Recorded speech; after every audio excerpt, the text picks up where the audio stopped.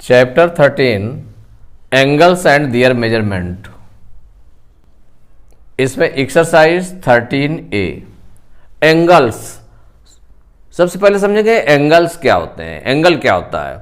तो एंगल में the figure formed by two rays, माने कोई भी फिगर टू रेज इसमें ड्रा की जाए, टू रेज ड्रा की जाए तो the figure formed by two rays with same initial point, माने रेज जैसे है, एक रेज सपोज करिए ये है, दूसरी उस पर दूसरी रे है, एक रे ये हो गई और एक ये हो गई और इसका जो इनिशियल पॉइंट है वो सेम है।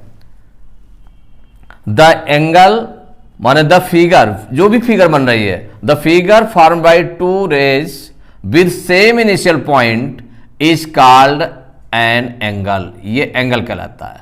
इनके बीच जितना भी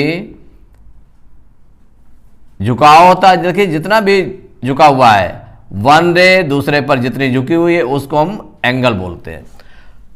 तो एंगल आपके देखिए, एंगल और भी आपका हो सकता है कि इस तरह से झुकाव हो जाए, ये रे है और दूसरा इसी इनिशियल पॉइंट पर दूसरी रे बना दी गई तो ये एंगल हो गया, इससे बड़ा एंगल हो गया।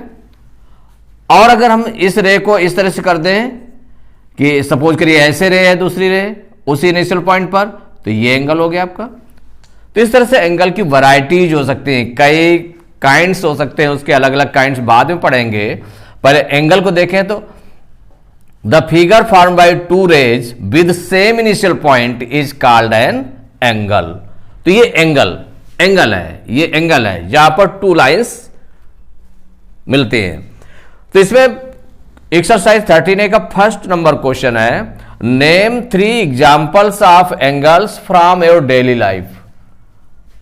माने जो दैनिक आप दिन भर डेली लाइफ में देखते हैं कि कौन कौन से ऐसे चीज है जिनमें एंगल बनता है। तो सबसे पहले आप वॉच पर नजर डालें, क्लॉक पर। तो इसका जो फर्स्ट है क्लॉक में देखिए जितना टाइम होता है, क्लॉक आपकी बनी हुई है जिसमें ये गिवन हुए हैं 1 2 3 4 5 6 7 8 9 10 11 12, ये नंबर्स इसकी काउंटिंग है। और यहां पर जो 2 आर्म्स होते हैं इसके, एक होता है मिनट आर्म्स और एक होता है आवर आर्म। तो आवर आर्म और मिनट आर्म, इनके बीच देखिए ये हो गया आवर आर्म हो गया, जो स्मॉल होता है स्मॉल आर्म, और जो बिग आर्म होता है। तो जो बिग आर्म होता है इनके बीच देखिए एक कोई ये शेप आती है इस तरह से, तो इसको हम क्या बोलते हैं? एंगल बोलते हैं। क्या कहेंगे? एंगल।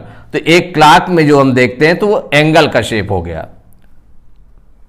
इसी तरह से और भी, जैसे ये 3 o'clock है तो 3 o'clock में जैसे कि ये आपका 90 डिग्री का एंगल बन रहा है। कितना बन रहा है? सीधे ये लाइन हो गई, सीधे ये लाइन हो गई, तो ये आपका 90 डिग्री का एंगल बन रहा है। और बढ़ा सकते हैं, अगर 4 में चला जाए, आवर हैंड किस में चला जाएगा? 4 में अगर हो जाए और 12 में हो जाए तो 4 o'clock हो जाएगा।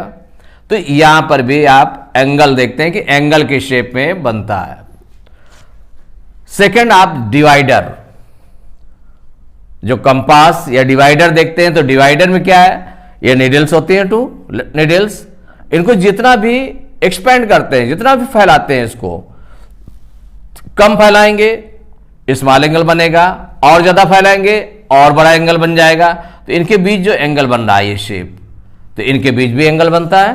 तो ये डिवाइडर हो गया सेकंड। थर्ड आपका सीजर्स में देखिए, तो सीजर्स में भी अगर उसको ओपन करते हैं, सीजर्स को कम ओपन करेंगे तो स्मॉल एंगल बनेगा, और ज्यादा ओपन करेंगे तो और भी बिग एंगल बन जाएगा। तो ये एंगल शेप बन रहा है इसका।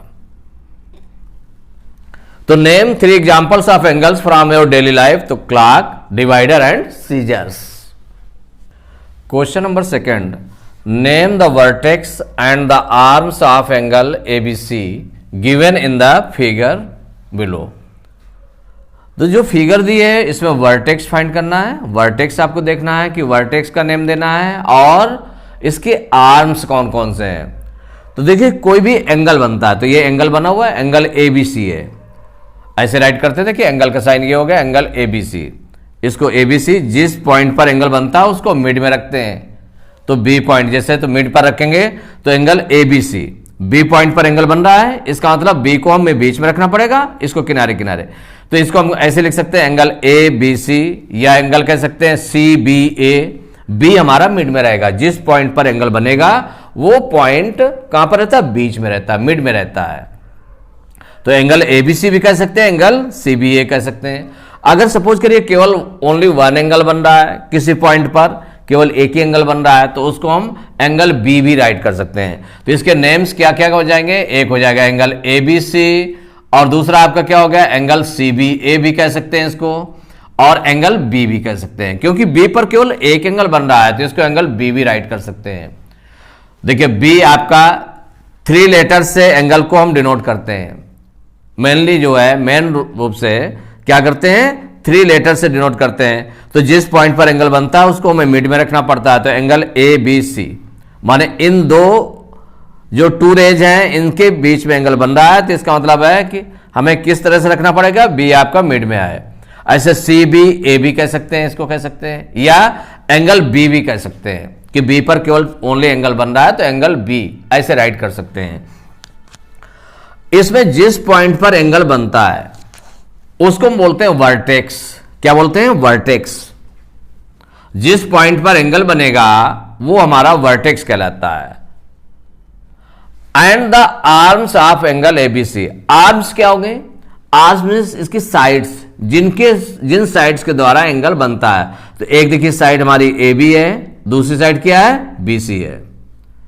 तो AB और BC ये साइड्स हो गई, इनको हम आर्म्स भी बोलते हैं। क्या बोलते हैं, आर्म्स। तो एक सबसे पहले हमारा क्या हुआ, वर्टेक्स कहा गया है, तो वर्टेक्स इसमें क्या हो जाएगा, वर्टेक्स। तो वर्टेक्स इक्वल टू हो गया B, वर्टेक्स हमारा क्या आ गया, B आ गया। Arms, arms of angle ABC, angle ABC की आर्म्स कौन कौन सी हो जाएंगी, तो वो आर्म्स लिख लें, तो 2 आर्म्स होंगी जिनके द्वारा वो एंगल बन रहा है। तो एक आर्म कौन सी होगी, AB हो गई, या हम BA भी लिख सकते हैं, AB लिख सकते हैं या BA लिख सकते हैं। तो AB और इसी तरह से BC लिख दें या CB लिख दें। तो एक आर्म हो गई हमारी क्या हो गई, AB, और सेकंड आर्म क्या हो गई, BC। AB और BC 2 आर्म्स हो गए। तो arms of angle ABC equal to हो गई AB and BC, AB and BC, और जो वर्टेक्स हो गया जिस पॉइंट पर एंगल बन रहा है तो वो वर्टेक्स हो गया B। तो एक्सरसाइज 13A के क्वेश्चन नंबर 2 तक कंप्लीट हो चुके हैं। नेक्स्ट क्लास में क्वेश्चन नंबर 3 से स्टार्ट करेंगे।